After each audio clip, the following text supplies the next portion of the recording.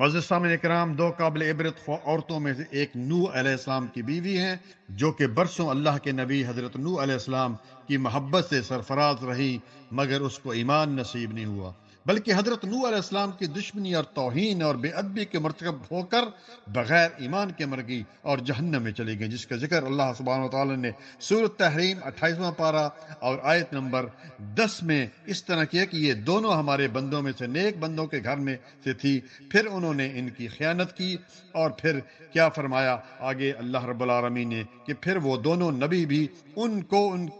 اللہ کی عذاب سے نہ بچا سکے، اور اللہ کی طرف سے حکم ہوا کہ دوزخ میں داخل ہو جاؤ داخل ہونے والوں کے ساتھ۔ اور پیارے بھائیوں، دوسری حضرت نوح علیہ السلام کی بیوی، یہ بھی برسوں اللہ تعالیٰ کے جلیل القدر نبی کی زوجیت و محبت سے سرفراز رہی، مگر اس کے سر پر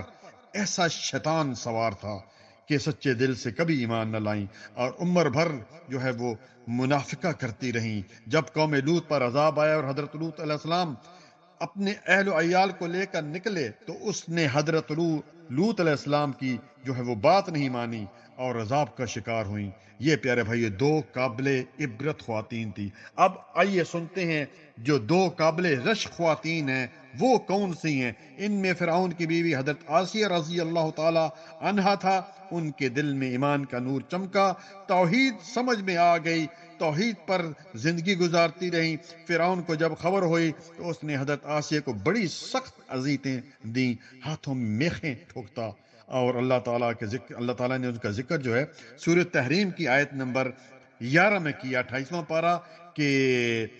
اللہ تعالیٰ نے کیا فرمایا کہ ہم نے ایمان والوں کے لیے فرعون کی بیوی کی مثال بیان فرمائی، جبکہ اس نے دعا کی کہ اے میرے رب، اپنے پاس جنت میں مکان بنا اور مجھے فرعون سے اور اس کے عمل سے بچا۔ اس لیے میری پیاری بہنوں،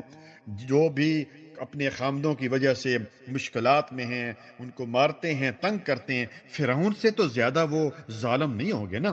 دوسری قابل رشک خاتون جو ہے وہ مریم علیہ السلام ہے۔ حضرت عیسیٰ علیہ السلام کی والدہ محترمہ جب عیسیٰ علیہ السلام کو ان کے شکم سے بغیر باپ کے پیدا کیا تو قوم نے تان و تشنی کا اس کا نشانہ بنایا۔ اللہ تعالیٰ نے ان کا بھی ذکر سورۃ تحریم کی آخری آیت میں کیا کہ وہ میری عبادت گزاروں میں سے تھی، اور اللہ تعالیٰ نے ان کی عفت اور پاک دامنی کو قرآن کریم میں یوں بیان کیا کہ آپ کے نام سے ایک پوری سورت نازل فرما دی۔ اللہ اکبر، سورۃ المریم۔ اللہ اکبر۔ جزاکم اللہ خیرا، بارک اللہ فیک۔